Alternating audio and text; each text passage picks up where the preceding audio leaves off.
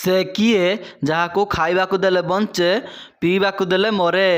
ସେ କିଏ ଯାହାକୁ ଖାଇବାକୁ ଦେଲେ ବଞ୍ଚେ ପିଇବାକୁ ଦେଲେ ମରିଯାଏ।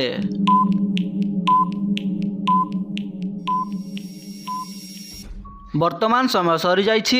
ଏବେ ଆସନ୍ତୁ ଦେଖିବା ଏହାର ସଠିକ୍ ଉତ୍ତର କ'ଣ ରହିଛି। ଏହାର ସଠିକ୍ ଉତ୍ତର ହେଉଛି ନିଆଁ। ପରବର୍ତ୍ତୀ ପ୍ରଶ୍ନ, ଦୁହେଁ ମିଶିଲେ କରଇ ଶବ୍ଦ, ଯନ୍ତ୍ର ନୁହେଁ ସେ ତଥାପି ବାଦ୍ୟ।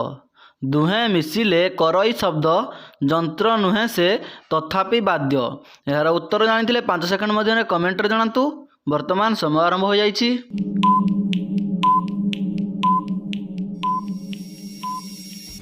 ବର୍ତ୍ତମାନ ସମୟ ସରିଯାଇଛି। ଏବେ ଆସନ୍ତୁ ଦେଖିବା ଏହାର ସଠିକ୍ ଉତ୍ତର କ'ଣ ରହିଛି। ଏହାର ସଠିକ୍ ଉତ୍ତର ହେଉଛି ହାତ ତାଳି। ପରବର୍ତ୍ତୀ ପ୍ରଶ୍ନ, ଉତ୍ତର ଦିଗରୁ ବହେ ପବନ, ବାପ ନାହିଁ ପୁଅ ହେଲା ଜନମ। ମା ଯେତେବେଳେ ଘରେ ନଥିଲା, ପୁଅ ସେତେବେଳେ ଜନମ ହେଲା। ଏହାର ଉତ୍ତର ଜାଣିଥିଲେ 5 ସେକେଣ୍ଡ ମଧ୍ୟରେ କମେଣ୍ଟରେ ଜଣାନ୍ତୁ।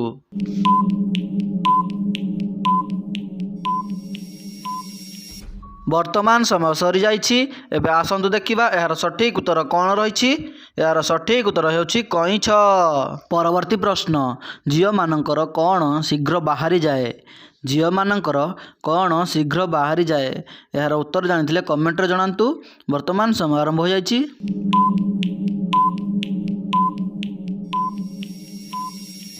ବର୍ତ୍ତମାନ ସମୟ ସରିଯାଇଛି। ଏବେ ଆସନ୍ତୁ ଦେଖିବା ଏହାର ସଠିକ୍ ଉତ୍ତର କ'ଣ ରହିଛି। ଏହାର ସଠିକ୍ ଉତ୍ତର ହେଉଛି ଆଖିର ଲୁହ। ପରବର୍ତ୍ତୀ ପ୍ରଶ୍ନ, କେଉଁ ଜିନିଷ ଯେତେ ଖାଇଲେ ମଧ୍ୟ ପେଟ ପୂରେ ନାହିଁ। କେଉଁ ଜିନିଷ ଯେତେ ଖାଇଲେ ମଧ୍ୟ ପେଟ ପୂରେ ନାହିଁ। ଏହାର ଉତ୍ତର ଜାଣିଥିଲେ କମେଣ୍ଟରେ ଜଣାନ୍ତୁ। ଆମ ଭିଡ଼ିଓଟି ଭଲ ଲାଗୁଥିଲେ ଭିଡ଼ିଓକୁ ଟିକେ ଲାଇକ୍ କରି ଚ୍ୟାନେଲକୁ ଟିକେ ସବସ୍କ୍ରାଇବ୍ କରିଦିଅନ୍ତୁ।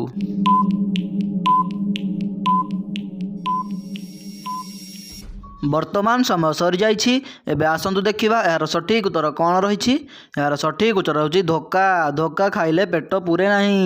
ପରବର୍ତ୍ତୀ ପ୍ରଶ୍ନ, ଡାଳ ନାହିଁ କି ପତ୍ର ନାହିଁ, ଫୁଲ ନାହିଁ କି ଫଳ ନାହିଁ, ରଙ୍ଗ ତାର କଳା, ଆଉ ଗଛ ସିଏ ଲତା, ମଣିଷକୁ ଛାଇ ଦିଏ, ଖରାକୁ ସେ ଛତା।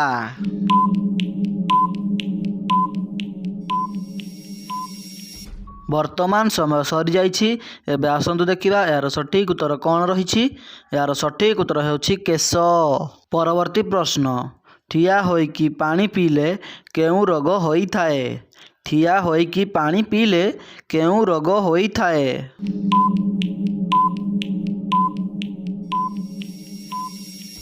ବର୍ତ୍ତମାନ ସମୟ ସରିଯାଇଛି।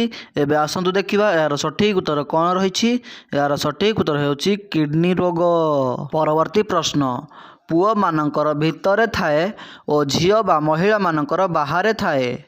ପୁଅମାନଙ୍କର ଭିତରେ ଥାଏ ଓ ଝିଅ ବା ମହିଳାମାନଙ୍କର ବାହାରେ ଥାଏ, ତାହା କ'ଣ? ଏହାର ଉତ୍ତର ଜାଣିଥିଲେ 5 ସେକେଣ୍ଡ ମଧ୍ୟରେ କମେଣ୍ଟରେ ଜଣାନ୍ତୁ। ଆମ ଭିଡ଼ିଓଟି ଭଲ ଲାଗୁଥିଲେ ଭିଡ଼ିଓକୁ ଟିକେ ଲାଇକ୍ କରି ଚ୍ୟାନେଲକୁ ଟିକେ ସବସ୍କ୍ରାଇବ୍ କରିଦିଅନ୍ତୁ।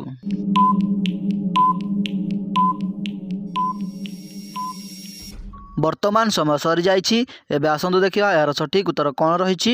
ଏହାର ସଠିକ୍ ଉତ୍ତର ହେଉଛି ପର୍ସ। ପୁଅମାନଙ୍କର ଭିତରେ ଥାଏ ପର୍ସ ଏବଂ ଝିଅମାନଙ୍କର ବାହାରେ ଥାଏ, ସେମାନେ ବାହାରେ ବୁଲେଇକି ଯାଆନ୍ତି। ପରବର୍ତ୍ତୀ ପ୍ରଶ୍ନ, କେଉଁ ଫସଲକୁ ଧଳା ସୁନା କୁହାଯାଏ। କେଉଁ ଫସଲକୁ ଧଳା ସୁନା କୁହାଯାଏ।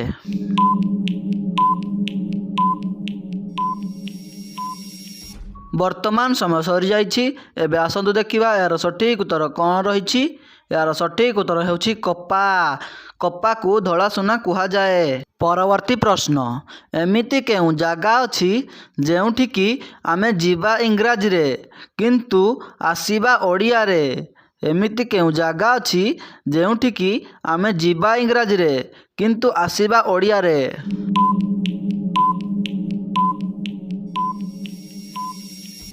ବର୍ତ୍ତମାନ ସମୟ ସରିଯାଇଛି। ଏବେ ଆସନ୍ତୁ ଦେଖିବା ଏହାର ସଠିକ୍ ଉତ୍ତର କ'ଣ ରହିଛି। ଏହାର ସଠିକ୍ ଉତ୍ତର ହେଉଛି ଗୋଆ।